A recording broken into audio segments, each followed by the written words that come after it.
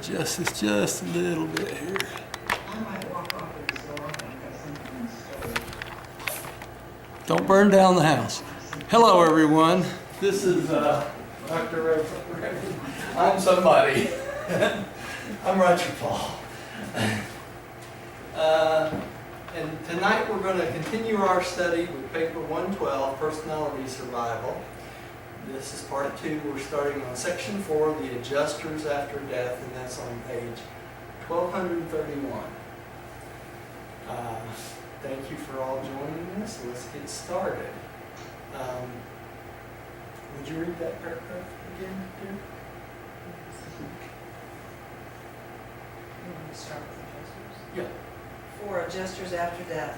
When death of a material, intellectual, or spiritual nature occurs, the adjuster bids farewell to the mortal host and departs for divinington. From the headquarters of the local universe and the superuniverse, a reflective contact is made with the supervisors of both governments, and the monitor is registered out by the same number that recorded entry into the domains of time. Did everybody hear her okay this time? Mm-hmm. Good. Okay. You made it out a little bit. All right. Let's look at this paragraph a little bit. What we're here to study. First of all, I want to bring out that this is after we die, and the adjuster bids farewell from the human body, or the mortal host, and departs for divinington. Now, the important thing is it says here from the universe headquarters, the local universe, and the super universe. So we're talking about right where Jesus is and where the Ancients of Days are, right? Both. They make a reflective contact. Do y'all remember what that is? The spirit, the reflectivity allows them to be seen and heard just like they were there. So divinington and the headquarters of the local universe, the Ancients of Days, or the representatives of the Ancients of Days, and the representatives of Michael, which includes both the guardian angel and the archangels, all are reflective, through reflectivity, are all connected and can see everybody, so that when the adjuster is registered out of this planet and he's registered back into divinington, everyone can see it at the same time. So it's better than Zoom? It's better than Zoom. So just like we can see all of us together here through reflectivity, this works the same way.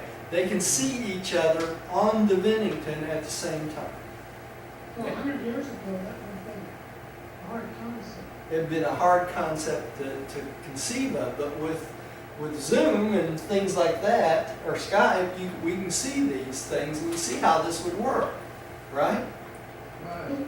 Roger, Yeah.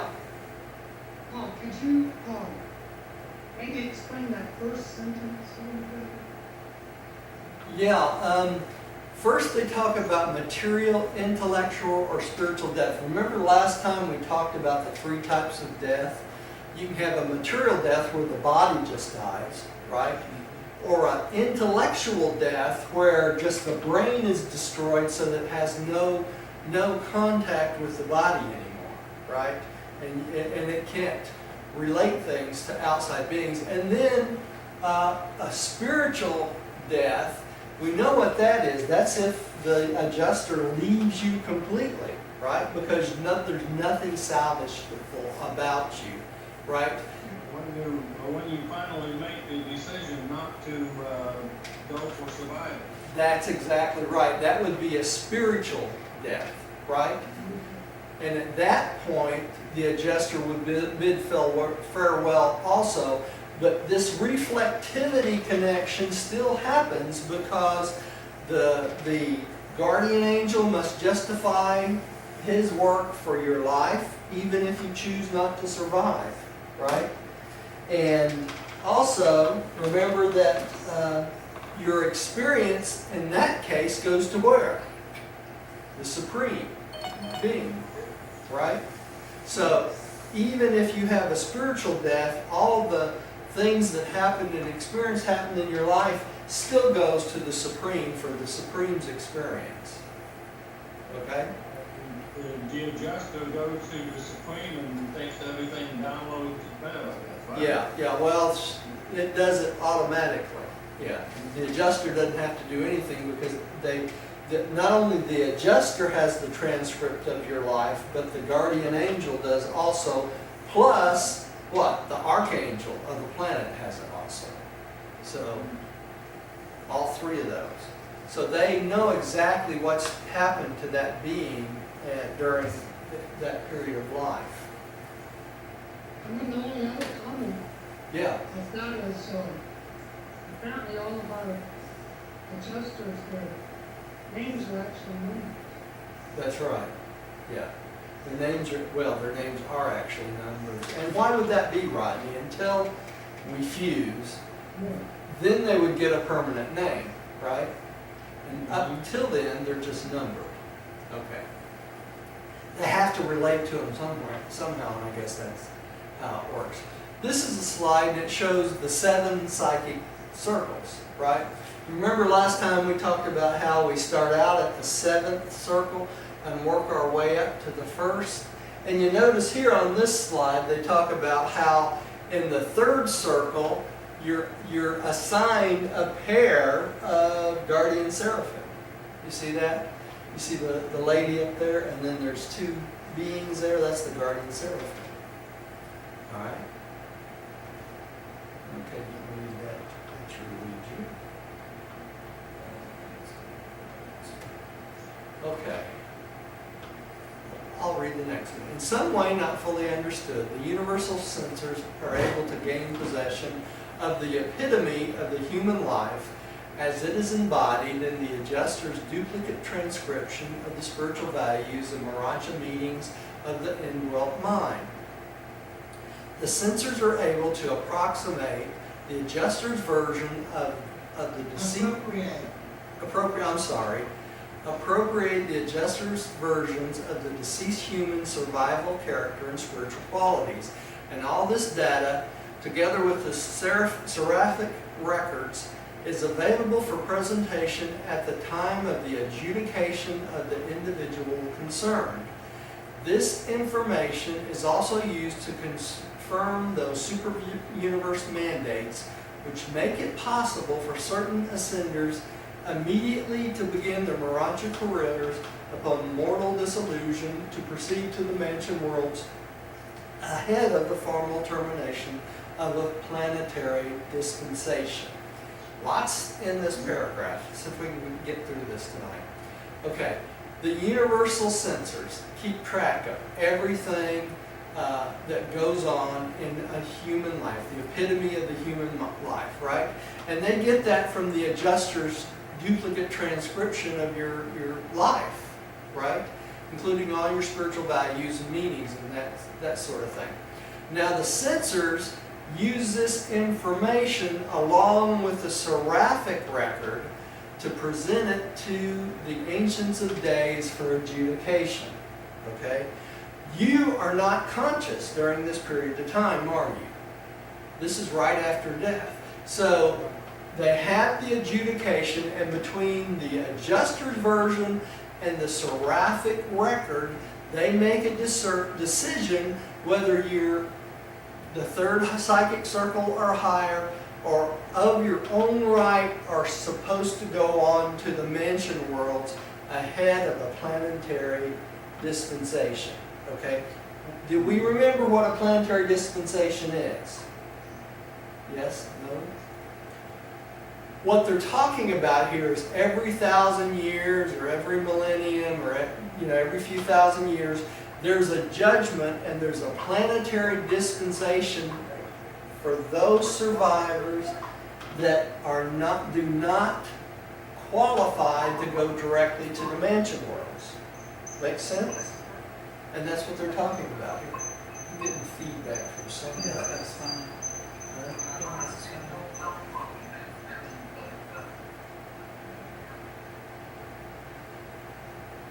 Say again? Say again? It was squeaking. Bill, I'm getting feedback through your cell phone. Sorry. Well, I don't know why, because, I Yeah, don't even have the Zoom on or anything like that. Huh. yeah, that's strange. Anyway, electronics, who knows? So let's go on. Let's go into the next. So, Yeah, Hunter, I think the Christians call that rapture. the rapture. Yeah, what people think as the rapture is actually a planetary dispensation where the sleeping survivors are taken up en masse and they have their adjudication en masse, and then they go on to the mansion worlds en masse.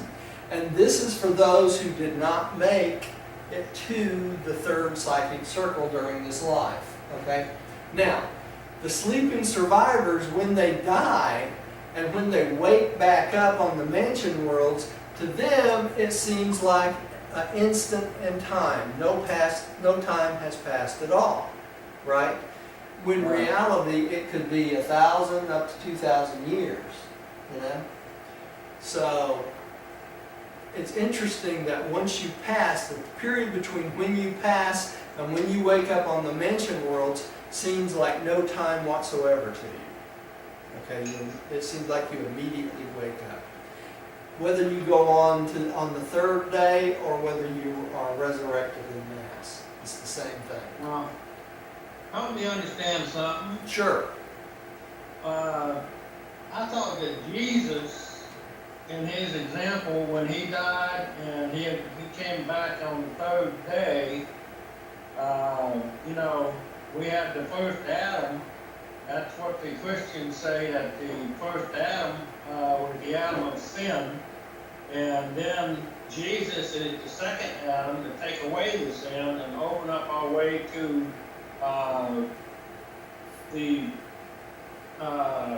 that if we are, basically high enough, I guess, in the psychic circle, that on the third day, we just awaken at in the mansion world. Uh-huh. Now, is that correct? And I think that Jesus was the first Adam of that particular allowance of dispensation that we are in now. No, that's not correct. That's not correct. No, Jesus was never considered an Adam. Jesus created all the material sons and daughters, and that's what makes the Adams for the planet. Okay? Jesus is a creator son, and he's the sovereign of our local universe. So he's got nothing to do with the Christian quote concept of the multiple atoms. Okay? Okay. And so Jesus, in his own right, is a creator son, and he is the sovereign of our local universe, and he's proved his sovereignship through his 7 bestowals. So at his death on his 7th bestowal, he did everything that was required of him to become sovereign of the local universe of Nebadon. Right. And it's got, I think it said that he actually had that transpired to him about 3 times. The first time was that he was eligible for that was when he received his Potter justice. right. And then the second time was at the baptism. That's correct. And then now the third time was when he died on the cross. Right. Actually, he finished his bestowal. It was considered finished on Mount Hermon when the 3 apostles saw him communing with Melchizedek and Gabriel. Okay, Right. because they brought him word that his bestowal had met the approval of both the Infinite Spirit and the Infinite Son. Right. But he went on to death because he felt like he did not get the word from his universal Father that he should go ahead and terminate the bestowal. Oh, okay. Okay. That's the eternal son. The eternal Son. What did I say? The Infinite Son? Yeah, the eternal Son. atone for it. Right. At that time, he could have gone home. He did not have to serve. At that time, he could have chose to go home, but his mission on this bestowal was to reveal the universal Father to all of us, and he felt like he was not done with that unless he went all the way to death to reveal Right. the universal Father. So that's why he went ahead and went all the way through the cross, right? Well, the sad thing about it though is that, you know, he died that ignominious death on the cross, and he's probably the only one of 700,000 creative sons that ever had that ubiquitous experience of dying on the cross in such a way. Right. We got to remember that the death of Jesus on the cross was due to ignorant men and women, right? Mostly men, right? The Jews put Jesus to death. That's what it boiled down to. They rejected him as the Son of God. They made the arrangements, and they literally put him to death. It's That's not right. a requirement of a Creator Son to be crucified on a cross. Never was. Right. No, never was. No.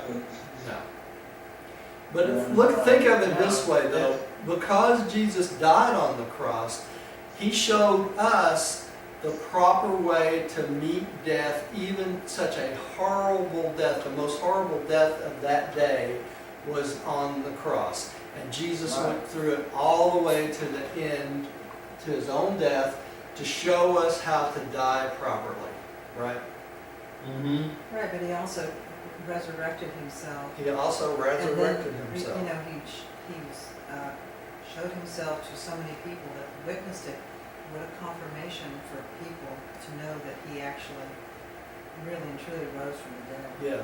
Yeah. Without that, then conviction. We forget that the way that we are raised from the dead, okay, our thought adjusters taking part of us, our guardian angels, is not the way that Jesus rose from the dead, right? Jesus rose himself from the dead without any help whatsoever. And only he had the power to lay his life down and the power to take it up again. That's exactly right. And only a Creator Son has that power. Okay? All right. Let's go on to the next one. I forget who's. Millie, I think you're right.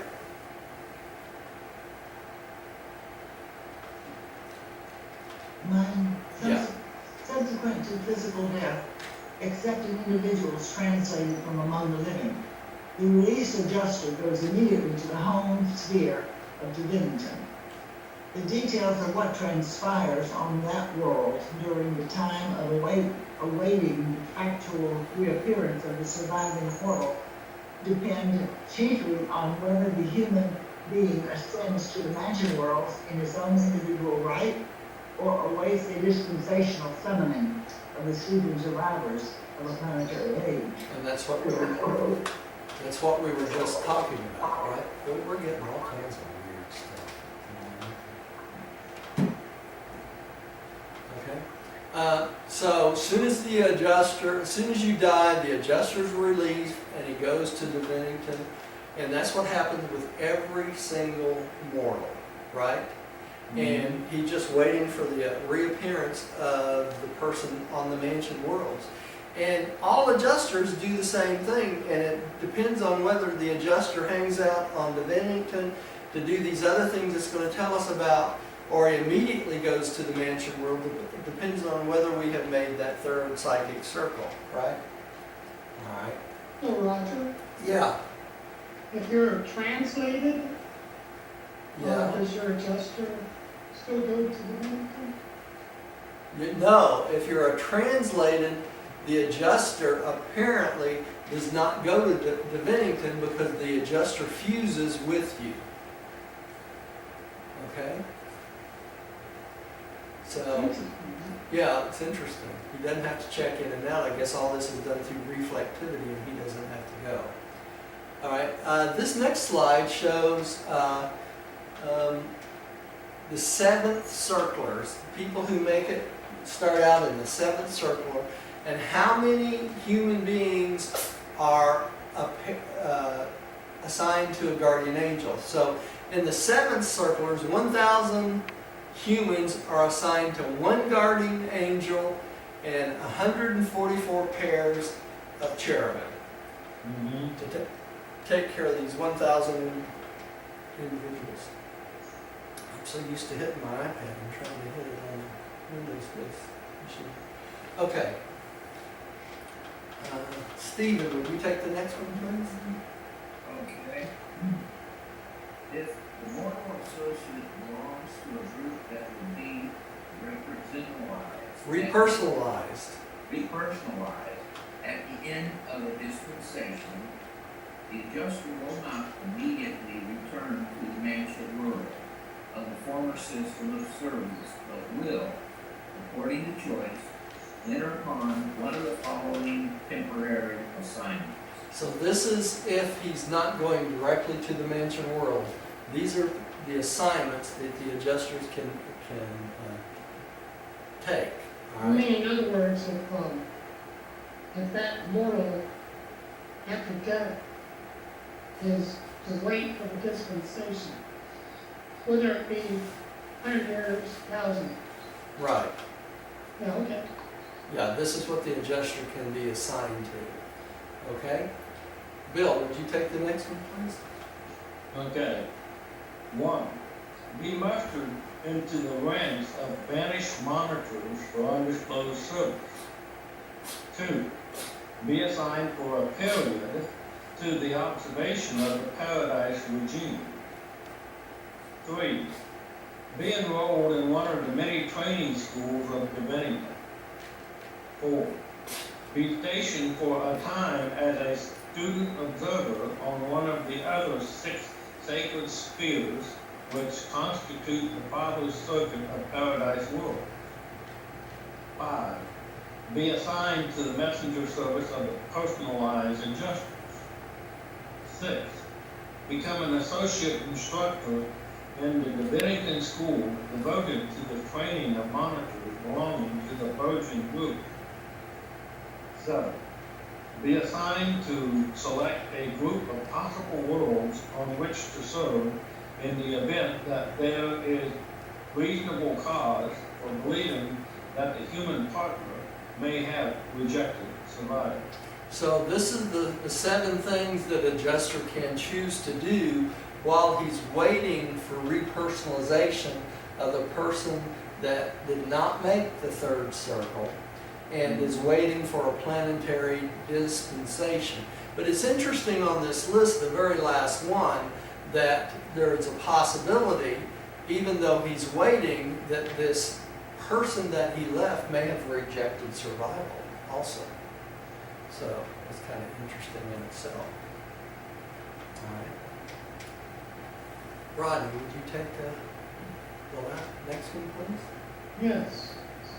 If, when death overtakes you, you have attained the 3rd circle, or a higher realm, and therefore have had assigned to you a personal guardian of destiny, and if the final transcript of the summary of survival character submitted by the adjuster is unconditionally certified by the destiny guardian, if both seraphim and adjuster essentially agree on every item of their life records and recommendations, if the universal censors and their reflective associates on the versa confirm this data and do so without Equivocation. or reservation, in that event, the Ancients of Days flash forth the mandate of advanced standing over the communication circuits of Salvington, and thus release the tribunals of the slaughter of Nebadar will decree the immediate passage of the surviving soul to the resurrection halls of the mansion worlds. Okay, so let's go through this because it's important, all right? So the seraphim and the adjuster agree, and if the universal censors on Uversa confirm that this agreement is so, without equivocation or reservation, then the Ancients of Days flash a mandate to the advanced standing, to the circuits in Salvington. Salvington is our local universe capital, right? And then the sovereign of Nebadon. Who is that? That's Michael, right? Michael decrees the immediate passage of the soul of a person to the resurrection halls of the mansion world. So that's how it works. In other words, the Ancients of Days makes the adjudication. They communicate this to Salvington, and they communicate in Salvington. Michael learns of this and decrees immediate passage for you to go on to the mansion worlds. That's a lot to happen in 3 days. Yeah, Over long distances. yeah, it is. And You don't get to go to the mansion world immediately after you die. no. You're going to be adjudicated. You have to be adjudicated first, and that's done through reflectivity, right? So it can happen immediately. Most of the time that's spent between your death and waking up on the third period or the third day is for the thought adjuster to get to Divinington, register you in as a surviving being, and get back to the mansion worlds. And most of the time is spent in the registration in those 3 days. So all these things have to happen. The adjudication, the registration, and then you wake up on the mansion worlds, right? So, Roger, Yeah, I've got a comment. yeah, Like we were seeing there, that's a lot that transpires. yeah, And I believe that in our present age, like every 2 seconds, a mortal dies on this planet. probably, yeah. Yeah, and then not only that, but there's over 600 other planets. You might as well average it out. Maybe every 2 seconds. That's a lot of individuals that have to go through this. They're busy. They're busy. There's a lot of decision making to be made in a short period of time, right? And that's why we're assigned guardian angels and adjusters, because much of this work is taken up by them, right? And they present their findings to the Ancients of Days. Now, unless unless there's some reason that the universal censors believes that there's reason for you not to pass on immediately, it probably is pretty automatic, right?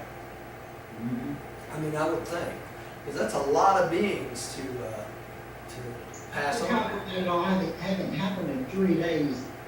That, if you're thinking about 3-hour days, we did the time connection way back when we figured out how many minutes in our day, or minutes in their days, did it turn out that Jesus was on this planet for 3 days. Right.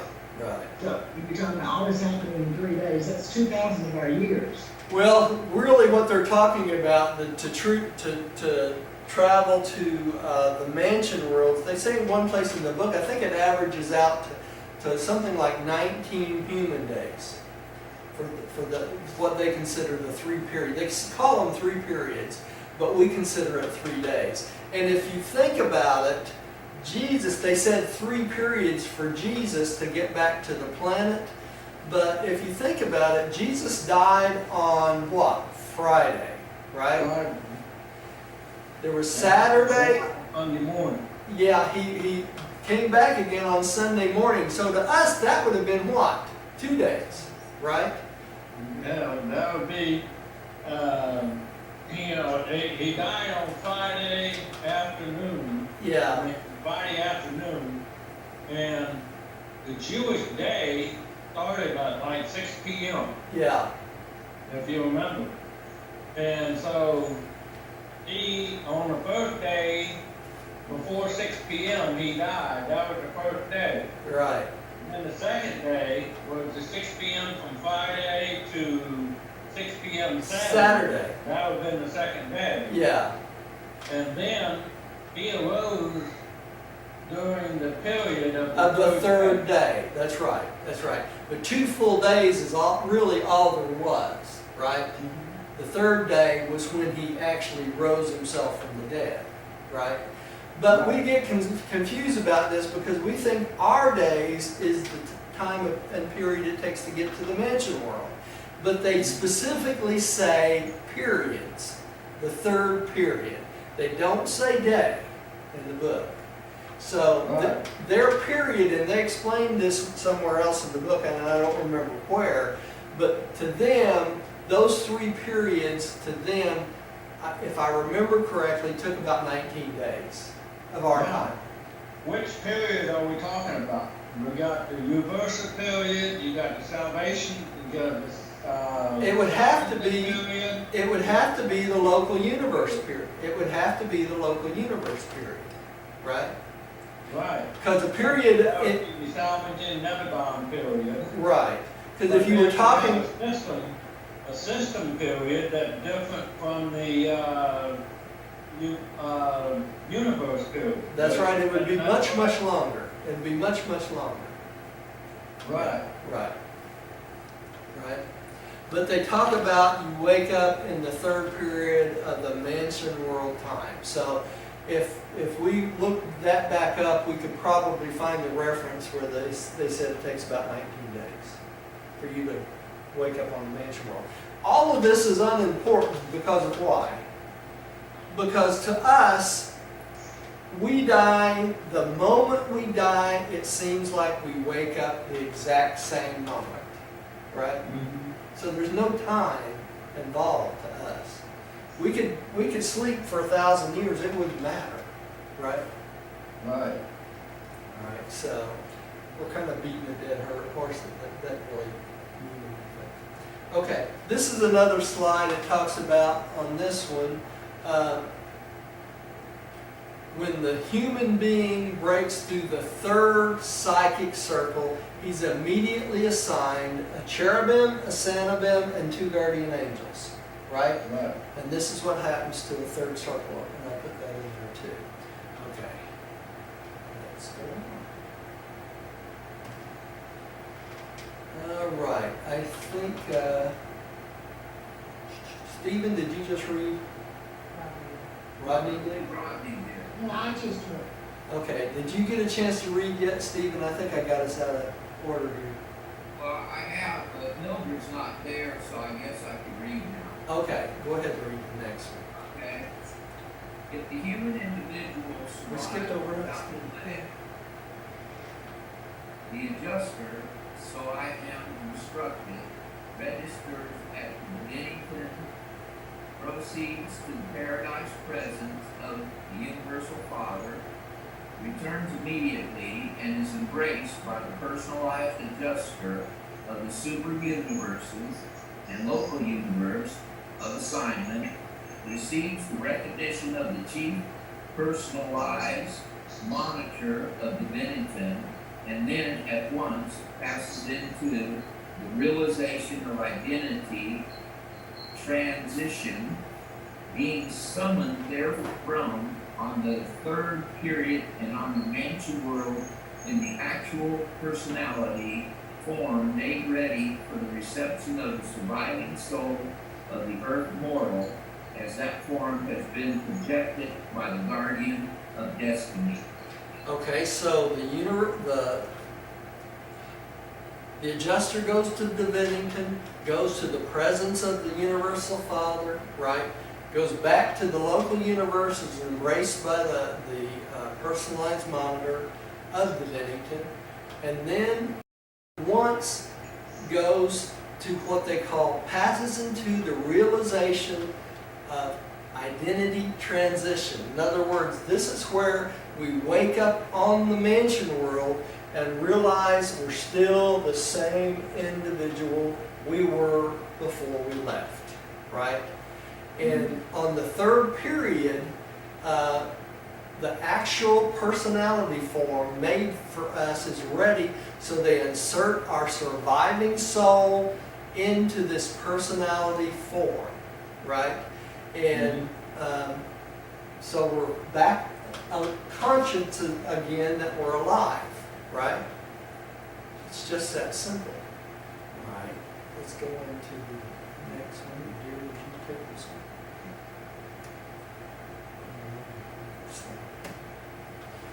Okay.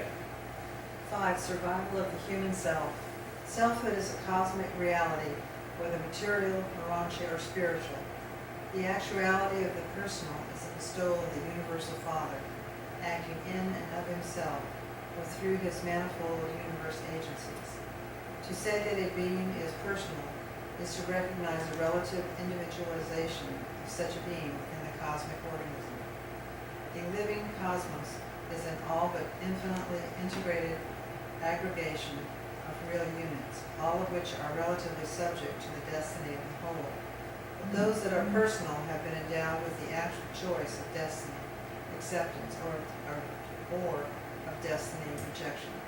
Okay, so this is interesting because the way it explains to it is we're all part of the living organism of the cosmos. And we're like all the cells of a body. Each one of us are unique, but each one of us are necessary to the makeup of the whole of the cosmos, right? But our participation in this whole of the cosmos is our choice, okay? We can either choose our destiny and accept it, or we can reject our destiny and cease to exist. One of the two, right? But in this process, the personality or the being that makes us who we are survives, okay? As a unique individual. And that was the part that talked about in the Bible, because before you were formed in the womb, I knew you. Yeah. You're part of that organism, that whole organism, right? Right. Right. Okay, I'll take the next one. That which comes from the Father is like the Father eternal. And this is just as true of personality, which God gives by his own free will choice, as it is the divine thought adjuster, an actual fragment of God. Man's personality is eternal, but with regard to identity, a conditioned eternal reality. Having appeared in response to the Father's will, personality will attain deity destiny, but man must choose whether or not he will be present at the attainment of such destiny. In default of such choice, personality attains experiential deity directly, becoming a part of the Supreme Being. The cycle is foreordained, but man's participation therein is optional, personal, and experiential. So much importance in this paragraph too, okay? Personality, like God, like the thought adjuster, is unique, right? It's the thought adjuster, being an actual fragment of God, is our deity fragment, okay, of God the Father. But it is God's will for your personality to attain this deity destiny. In other words, it's God's will for us to fuse with this fragment of himself, right? So, and that's supposed to be our destiny. But the thing is, we have free will choice, and we can choose to participate in this destiny or not. And if we choose not to, this experience and that we have built up during this life becomes part of the Supreme Being. Okay? So it's not lost, it's just part of the Supreme Being, but we no longer have personality consciousness. We're not there anymore, right? Only the experience. And like they said, the cycle's foreordained, but man's participation therein is optional, personal, and experiential. So it's totally up to you whether you choose your destiny in the cosmos, right? So, Roger, Yeah, it's saying personality is eternal. Yeah. So, if you did not, if the mortal does not survive, the personality becomes part of the spirit. that's right. Well, the person, not the personality, but the experience of that personality. Okay, because it was saying that a personality is eternal. That's right. That personality becomes part of the personality of what? The Supreme. The supreme being. It's not any longer an individual personality. It comes from God, it goes back to God, right? Even if you choose not to survive, that which comes from God goes back into God as what? Part of the Supreme.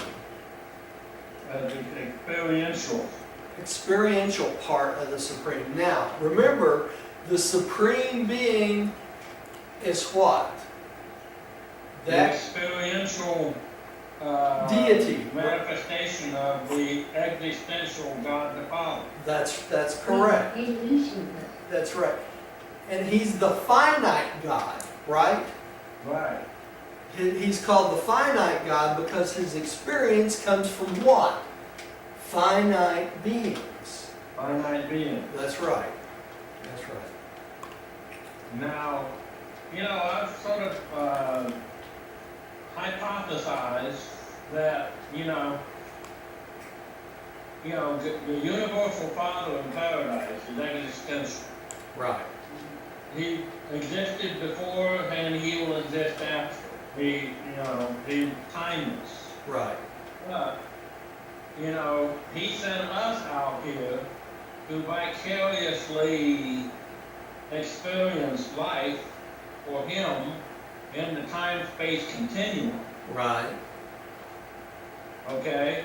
So, and then our gift back to him is our experiences. Right. And then, this hypothesization again, when all of this existing 7 super universes are settled in light and life, could it be possible that he is grooming us to be more creator sons out there in the 2nd, 3rd, 4th, 5th universe lines? Not creator son, but administrators. Okay? Administrators. Yeah. Okay. Because when we fuse with our adjuster, we become part of deity, which gives us the past through the adjuster's experience, and the future because we become eternal just like God the Father. Right. Okay? So by fusing with your adjuster, you become what? Existential. Existential, and You don't stop. Huh? You don't ever stop. You go on Right. forever. Right? I mean, you go forever, as Immortal. long as you want to, and you keep on going. Right. And then eventually you'll wind up receiving the embrace of the universal power. Yeah, and then you become what's called a finaliter, right? That's power, That's right? right. That's right. All right. Let's go to the next one. Let's see. Millie, would you take the next one, please?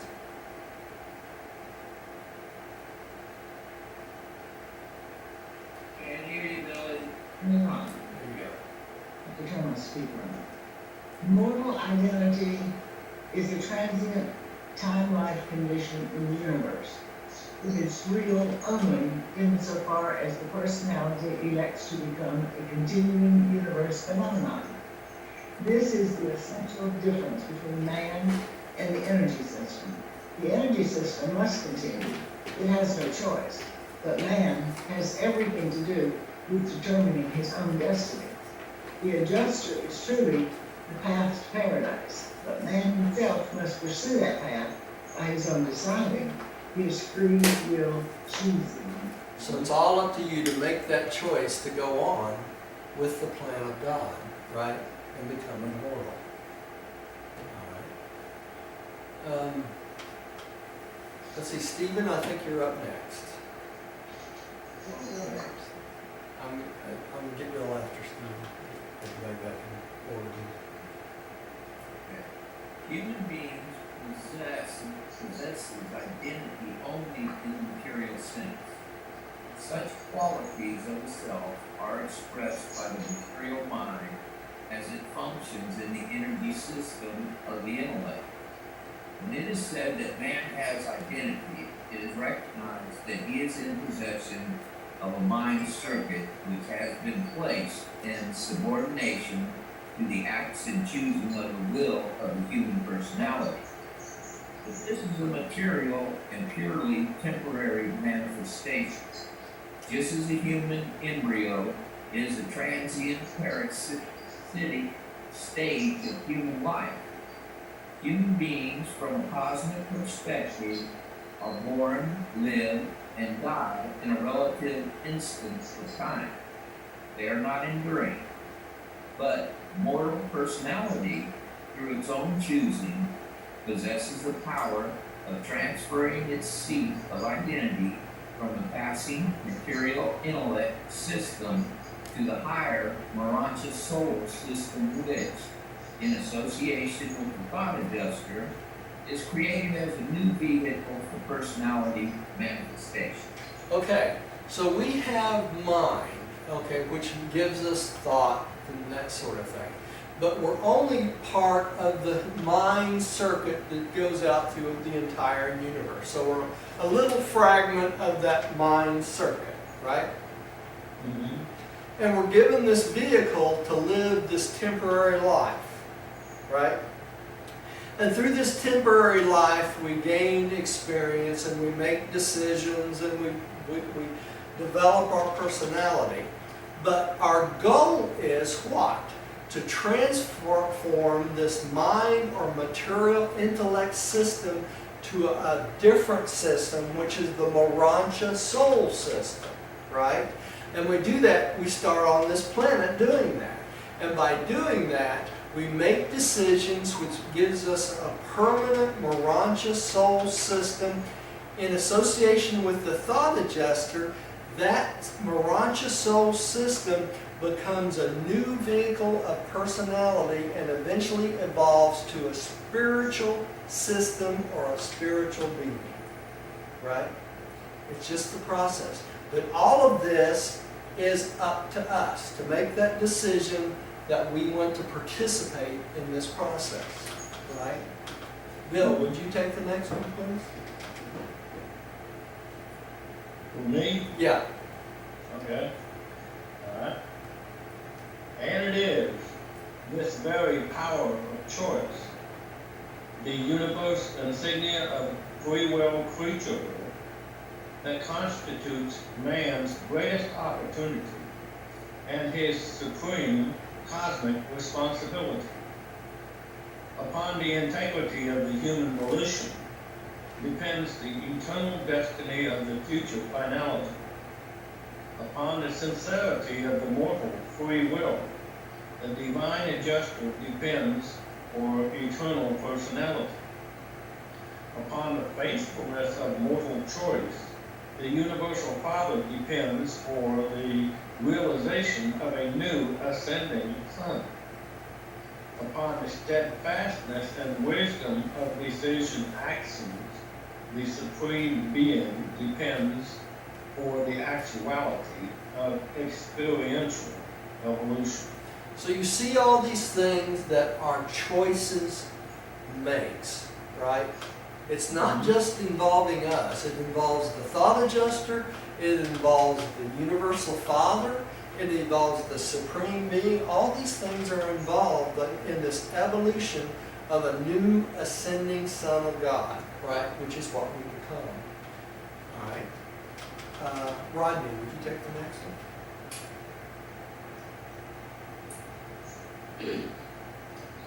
Though the cosmic circles of personality growth must eventually be attained, that, through no fault of your own, the accidents of time and the handicaps of material existence prevent you from mastering these levels when you're made a planet. If your intentions and desires are of survival value, there are issued the degrees of probation extension. You will be afforded additional time in which to prove yourself. So if you can't finish this in this life, you will be given time on the mansion worlds to finish this process, right? Well, that's probably in a dispensation. That's right. That's right.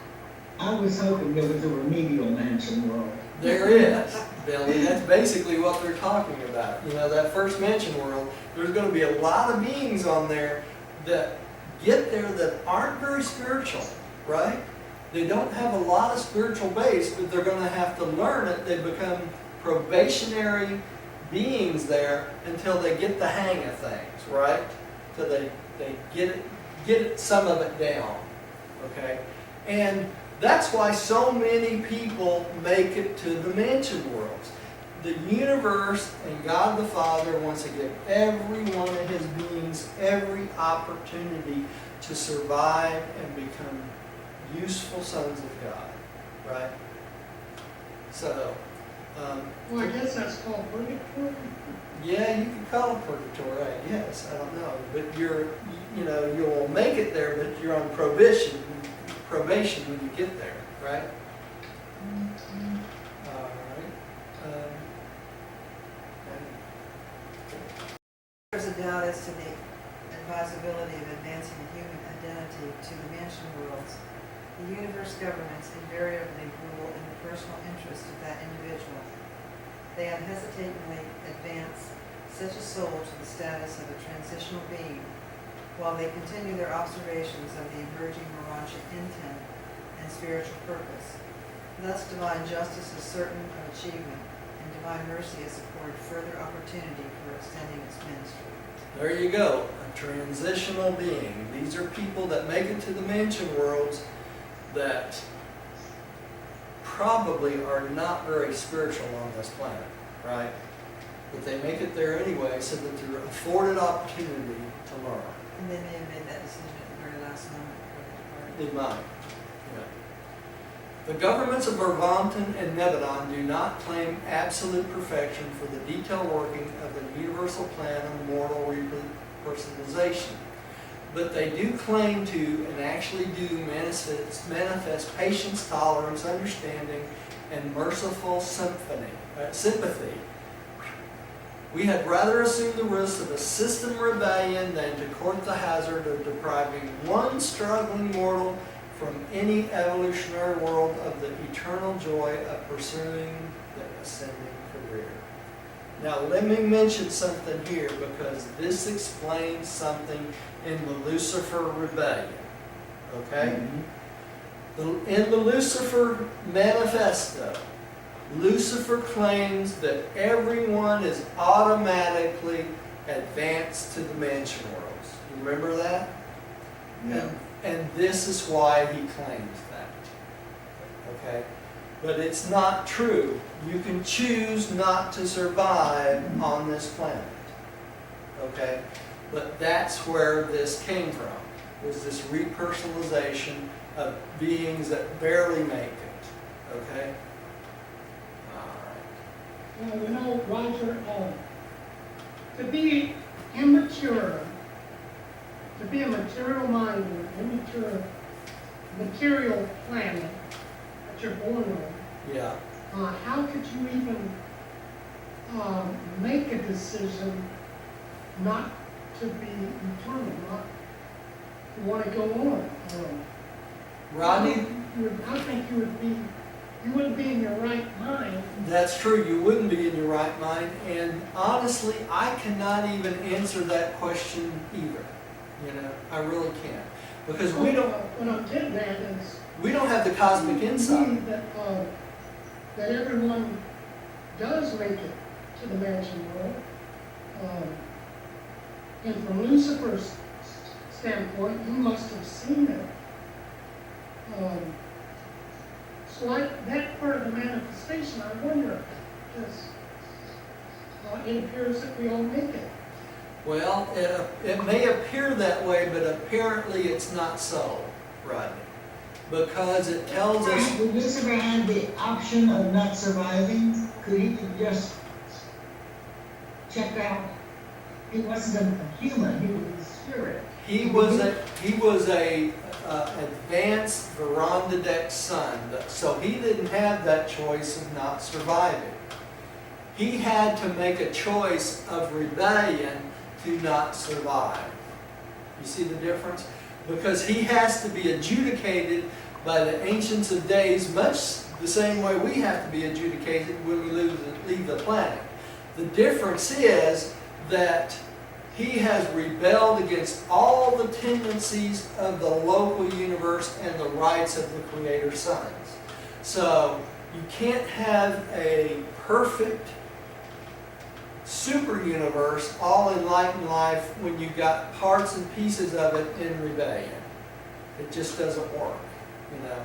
And so he has to be adjudicated, and those who follow him into this rebellion have to be adjudicated also.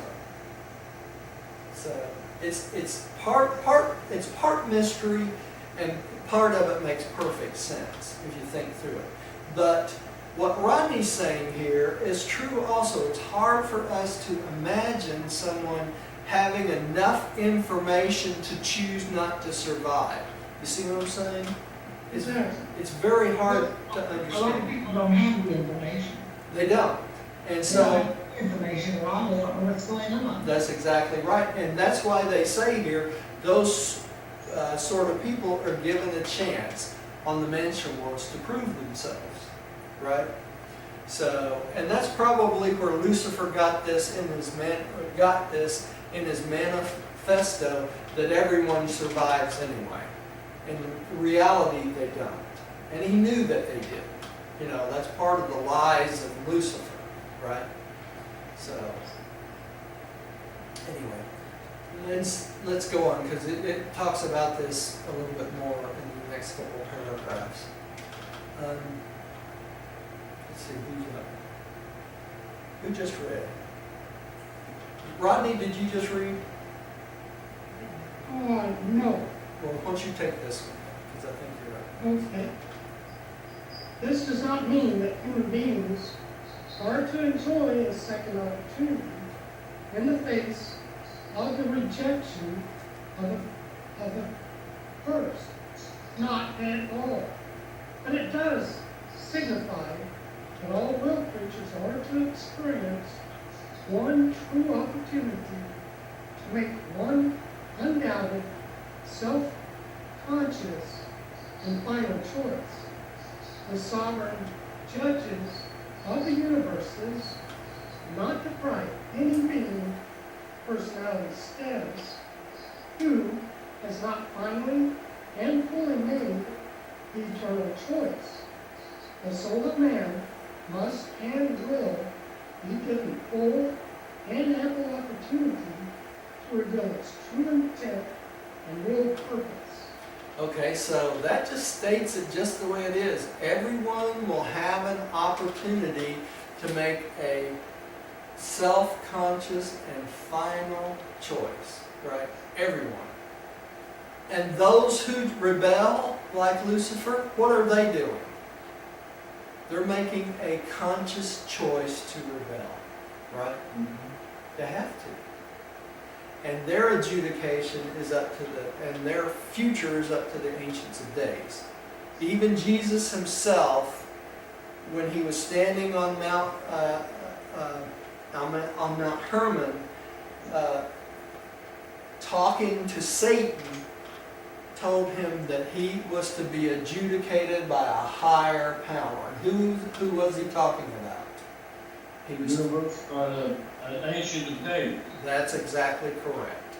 He refused the responsibility of taking the life of one of his own sons, which was Lucifer and Satan, and it was up to the Ancients of Days for their future.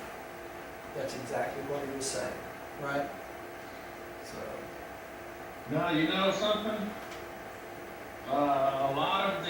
Christian religions, when you think of the Ancients of Days, they think of the universal Father.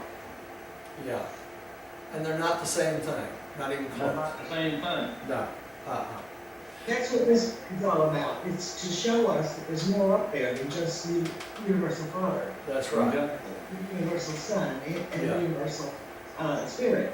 I don't think even in the Old Testament, the Ancients of Days is even mentioned, but maybe twice, right? So, because people don't know what it is, right? People didn't Right. preach on it because they didn't know anything about it, right? And even preachers up through today, you don't hear them talking about the Ancients of Days because they have no concept of what their function is, right? Right.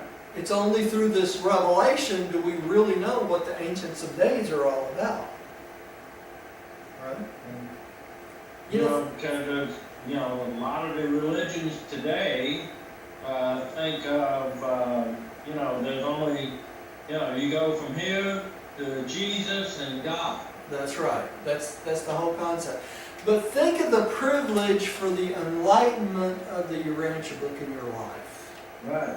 You know? And you know something, I was just having a discussion on Facebook with this fellow who is a Urantia Book hater and a Bible thumper. And, you know, the Bible talks about the celestial host Right. many times. Yeah. And I had replied to him, well, what do you think about these Bible mentionings of all of the celestial host?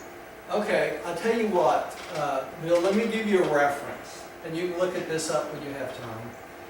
Okay. Go to paper 159, section 4. And it is Nathaniel asked Jesus straightly what he thought about the Bible. One of my favorite sections. Yeah.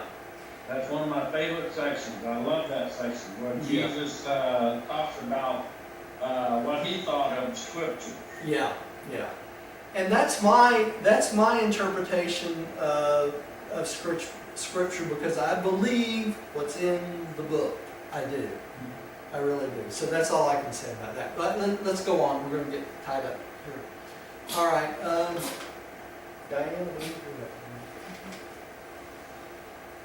When the more spiritually and cosmically advanced mortals die, they proceed immediately to the mansion worlds. In general, the provision operates with those who have had assigned to them personal seraphic guardians. Other mortals may be detained until such time as the adjudication of their affairs has been completed, after which they may proceed to the mansion worlds, where they may be assigned to the ranks of the sleeping survivors, who will be impersonalized en masse at the end of the current planetary dispensation. Now y'all think about this. The repersonalization in mass. Why would they do that?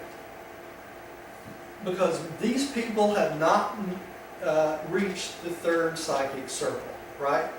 Mm-hmm. So why would they wake them up in mass? Because they have to be taught very basic concepts that are in this book, right? Right. In large groups because they haven't had the opportunity to be enlightened during the period of their life. So it makes it much easier on the Melchizedek Corps, on the angelic corps, and everybody else to teach them in large masses. Okay? They're more inclined to believe. They're more inclined to believe because there's so many of them just alike, right? Just like they are, right? Same level, right? All I right. think I just read something that there was a grouping. I just read it in the Urantia Book. I forget what it was, where there was a grouping of 700,000 in this one group that was advancing. Oh, advancing in a, yeah. That wouldn't surprise me. Wouldn't surprise me at all. Okay, let's go on to the next one. And I'm up to read, but I'm going to skip and let Millie. I'm going to lose my voice for the night's out if I don't.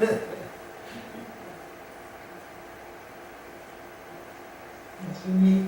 Yep, please, dear. There are two difficulties that hamper my efforts to explain just what happens to you in death. The surviving you, which is distinct from the departing adjuster. One of these consists in the impossibility of conveying to your level of comprehension an adequate description of a transaction on the borderline of the physical and Urantia realms. The other is brought about by the restrictions placed upon my commission as a revelator of truth by the celestial governing authorities of the Urantia. There are many interesting details which might be presented, but I withhold them upon the advice of your immediate planetary supervisors, who, but within these limits of my permission, I can say this much. Okay, so he's holding back information because that's his commission on the revelation that we're reading right now, right? This term in here is to convey your level of comprehension. That's exactly right. That's exactly right. Stephen, would you take the next one, please? All right. There is something real, something of human evolution, something additional to the mystery monitor, which survives death. This new appearing entity is the soul, and it survives the death of both your physical body and your material mind. This entity is a co-born child of the combined life and efforts of the human you in liaison with the divine you. The adjuster, this child of human and divine parentage, constitutes the surviving element of terrestrial origin. It is the Urantia self, the immortal soul. So the soul that we're developing, which is part us, physical personality, and part the adjuster, becomes what we call the soul. And it is the soul that survives and awakens on the dimension worlds.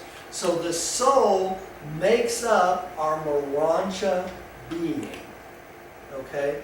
And that's how we develop Urantia Moda once we've been revived on the dimension worlds. Right? So that's how you get your soul. It's part personality, part adjuster. Right? Mm-hmm. All right.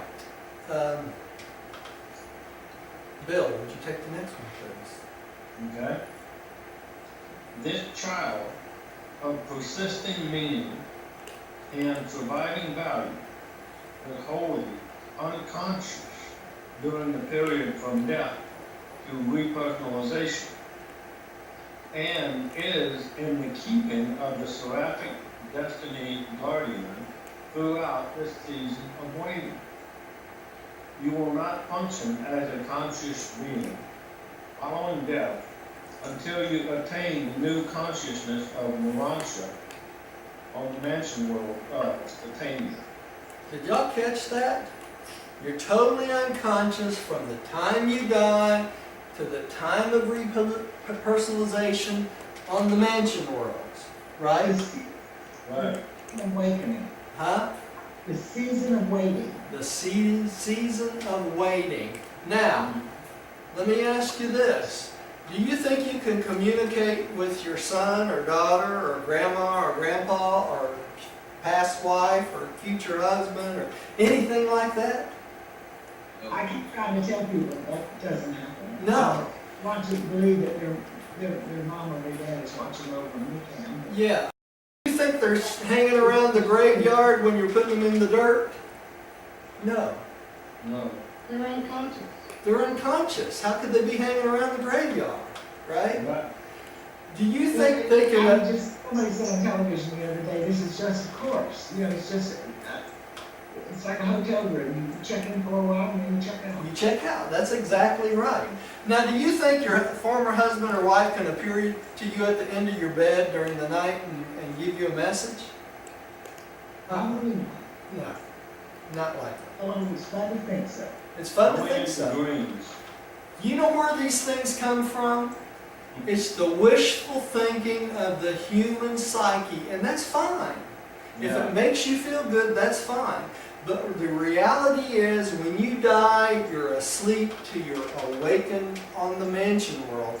and there's no communication. Now, do you think you can go to these nutcases that tell you that they can talk to your mom and pop that's died and give you a message? Yeah.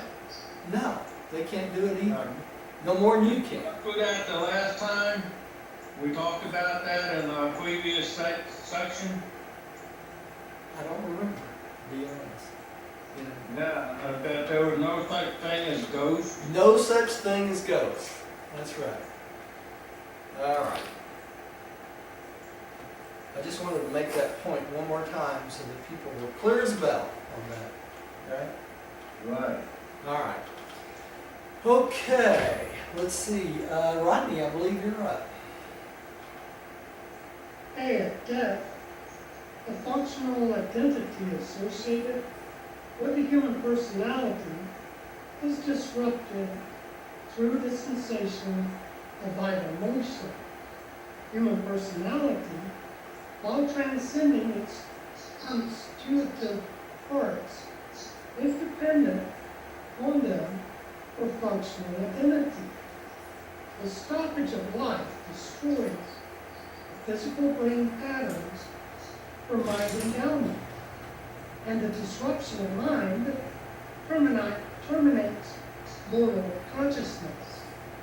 The consciousness of that creature cannot subsequently reappear until a cosmic situation has been arranged which will permit the same human personality again to function in relationship with living energy. And what is that cosmic situation that allows that? It's the What's this creation. about? Yeah, it's the creation of the Urantia being, the new person, right? Your new Urantia body, right? It's prepared for your new functioning, right? For the Well, I've got a question, Martin. yeah. I don't remember if it's discussed in the Urantia book, but when Jesus' body died, he was, I don't think, obviously his body was unconscious, and the mind that he had while he was here. But he was very conscious. Even immediately after death, he rose himself back up. That's right. The eternal Son, or the paradise Son, did not die, only his physical body. That's right. That's correct, right? That is correct. Now, the difference between him and us is what, Rodney? He's a paradise son of God, right? He's a creator son. And he is already what? Eternal. So regardless of what happened to any of his 7 bestowal bodies, right? Regardless of what happened to him, he would continue on, right? Because he's eternal, right? So that period of time between the crucifixion and he gave up the human life and he resurrected himself to the Urantia life, right? The conscious part of Jesus, not Jesus of Nazareth, but Michael of Nebadon is still awake, right? Because you can't kill him. You can't turn him off. He can't turn himself off, right? Exactly. Yeah, that's all there is to it. He's an eternal son. And that's why that is, right? All right. Let's... Didn't he say, didn't it recorded in the Bible and in the Urantia book that when he spoke to the people after he was resurrected, that he had not ascended to the Father? Right. Remember he said, touch me not? Right. Touch me not before I have not ascended yet to the Father. That's exactly right. Yeah. Why? Because there is no physical part of him. He was a spiritual being, and they would not recognize the spiritual being even if they touched him. But Right? he was in the Urantia form. He was in the Urantia form. Right. Right. Which, so that tells me Urantia elements must be in this world, I guess. Well, they're on a different vibration, probably, or a different level. But do you think the body of Christ had evidence of scars like they talk about in the New Testament? No, and I don't know why they put that in there. Well, it was comforting to the apostles, okay? And you think there was a place where they put the spear in his Urantia body? No. Feel in his actual body, but they had a mark there in the Urantia body, just so that Thomas, he said what he said, that I will not know unless I put my hand on that car. And what did Jesus say to him in the Urantia book? He said, there is no scar for you to put your hand in because I'm in the Urantia form, right? Okay, so we got that straight. But it makes a nice story for the New Testament, doesn't it? So, anyway, well let's go on. We're not going to make it through this section.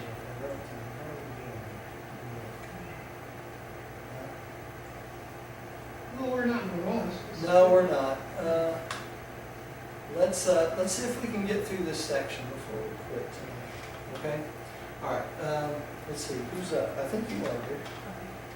During the transit of surviving mortals from the world of origin to the mansion worlds, whether they experience personality reassembly on the third period or ascend at the time of the group resurrection, the record of personality constitution is faithfully preserved by the archangels on their worlds of special activities. These beings are not the custodians of personality, as the guardian seraphim are of the soul, but it is nonetheless true that every identifiable factor of personality is effectually safeguarded in the custody of these dependable trustees of mortal survival. As to the exact whereabouts of mortal personality during the time intervening between death and survival, we do not know. Notice that the archangels are the backup, right? Right. So if the seraphim falter, they can assume the responsibility of the seraphim, right?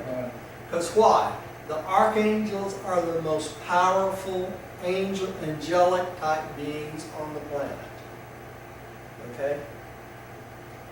That's important to know. They're different than the seraphim. They're the state troopers. They're the state troopers of the seraphim. That's correct. All right, let's go on. Millie, would you take the next one, please? Yes. The situation which makes repersonalization possible is brought about at a resurrection hall, in the resurrection halls of the Urantia receiving planets of the local universe. Here in these life assembly chambers, the supervising authorities provide that relationship of universe energy, Urantial, mindal, and spiritual, which make possible the consciousization. Reconsciousizing. Reconsciousizing. There you of go. the survivor. The reassembly of the constituent parts of a one-time material personality involves. Let's go on. So all this happens in the mansion world, right? There's numbers here. You can go ahead and take that one too if you want to, Millie.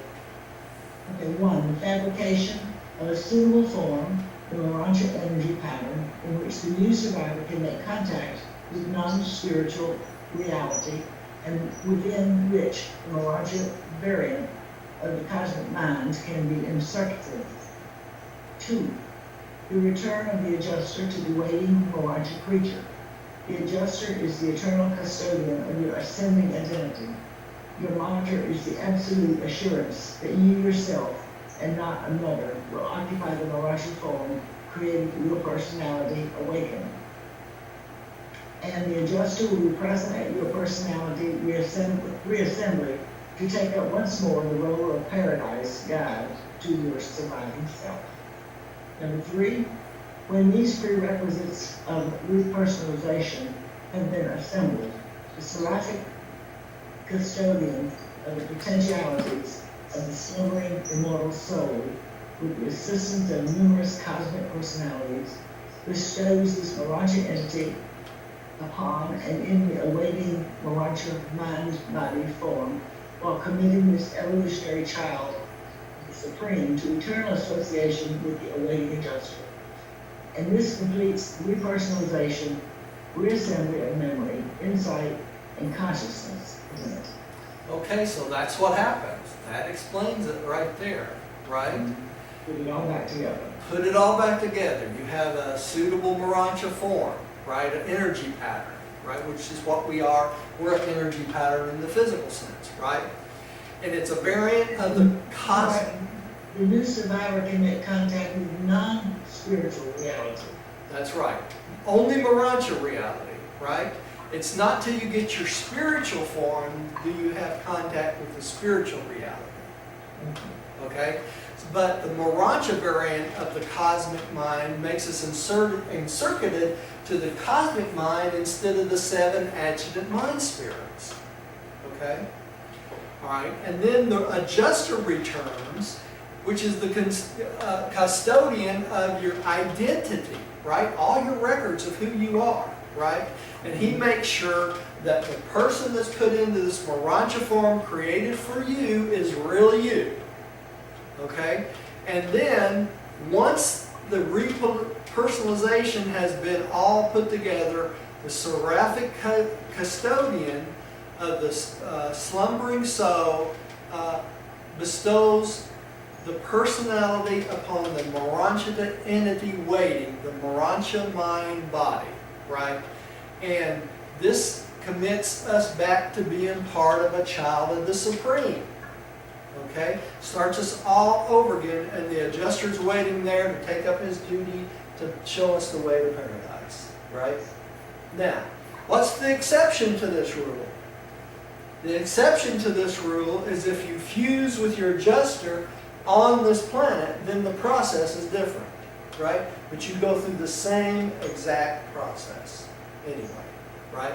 The difference is the adjuster and you are one, become part of the same being. Oh, I know. And this basically said in these three sections that there's no identity theft here. No, there's not in the identity thing, right? You don't wake up as a different person, right? Right. All right. Stephen, would you take the next one, please, sir? The fact of repersonalization consists in the season of the usurpated Urantia fade the newly segregated cosmic mind by the awakened human self. The phenomena of personality is dependent on the persistence of the identity of selfhood reactions to universe environment. And this can only be effected through the medium of mind. Selfhood persists in spite of a continuous change in all the factor components of self. In the physical life, the change is gradual. At death and upon repersonalization, the change is sudden. The true reality of all selfhood personality is able to function responsively to universe conditions by virtue of the unceasing changing of its constituent parts. Stagnation terminates in inevitable death. Human life is an endless change of the factors of life, unified by the stability of the unchanging personality. Okay, so basically we stay the same being we were on this life, right? We just have a new body, a new selfhood, and the only difference is the change into the Urantia form is very sudden rather than it is in life, which is very gradual, right? So we suddenly wake up to a new type of being, and y'all excuse the cat. We've got a cat that was hit by a car, and he's trying to get better.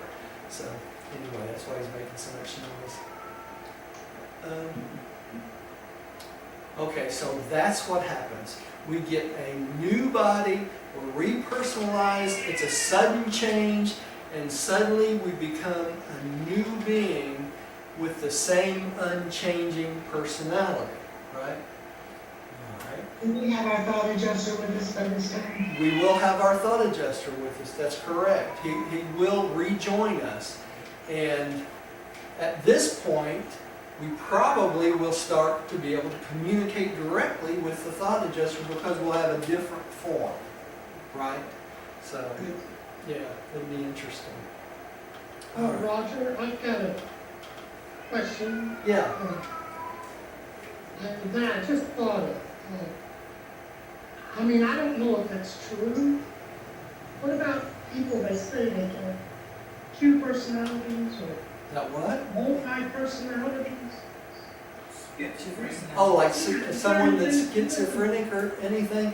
Well, see, people like that, Rodney, will not remain in that state when they get to the mansion worlds because these are diseases that are the result of a physical abnormality, okay? That's fine.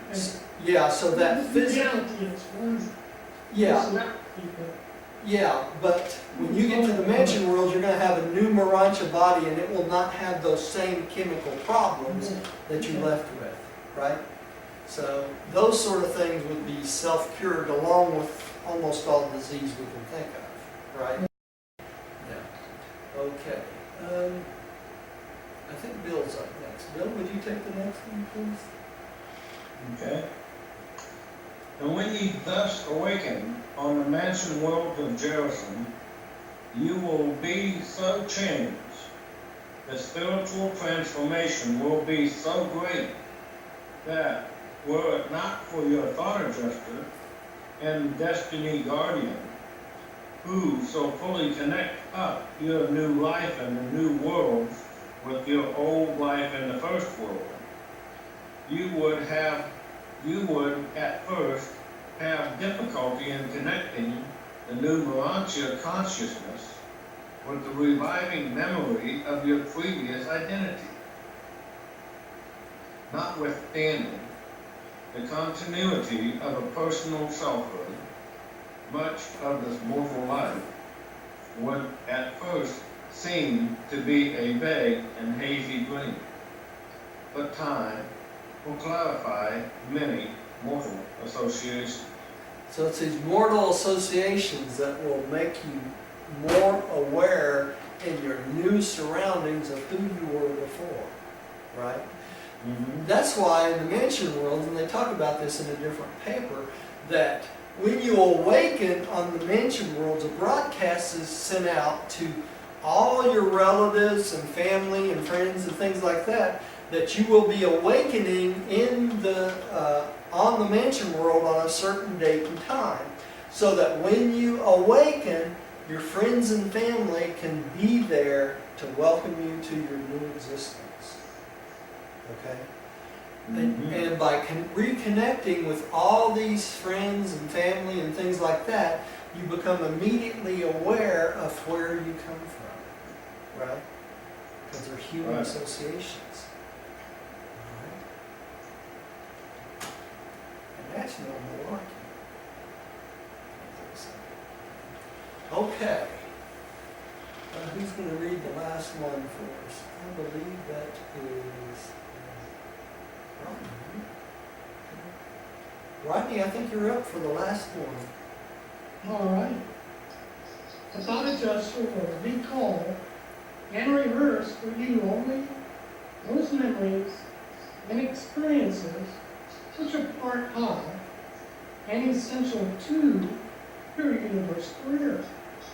If the adjuster has been a part of any evolution of thought on the human mind, they will be worthwhile experiences provide in the eternal consciousness of the adjuster. And much of your past life and its memories, having neither spiritual meaning nor Urantia value, will perish with the material plane. Much of the material experience will pass away as one-time scaffolding which, having bridged you over to the Urantia level, no longer serves a purpose in the universe. But personality and the relationships between personalities are never scattered. Mortal memory of personality relationships has cosmic value and will persist. When the mansion rolls, you be known and be known, and more you will remember, and can be remembered by your one-time associates in the short but intriguing life of the ranch. So those things that are of spiritual or Urantia value will persist after this life. And those things that are not of value will fall away like one-time scaffolding. Well, they talk about scaffolding. When you build a building, you put up scaffolding so you can stand outside the building and help build it, right? And once the building's up, the scaffolding is no longer necessary, so it falls away, right? You take it down. And that's what they're talking about here. So it's building your Urantia personality, right? And the relationships you have as human beings with other human beings are all important relationships. They all have spiritual value, right? Okay, we have, we're in 85 and we have 114 slides. So we're going to have another meeting on this paper, okay? Because I don't want to rush through any of this. This is very important.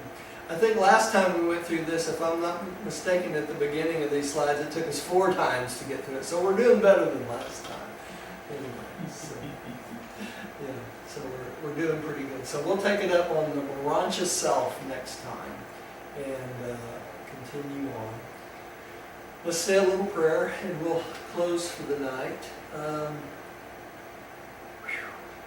Rodney, would you like to close us in prayer tonight? Yes, Heavenly Father, we give thanks for this opportunity that we've had this evening in studying personality, the Bible, and this wonderful book, Urantia Book. Father, we give you the praise, and we pray for your guidance and wisdom, and insight to discern the truth, so that we can share this with other people.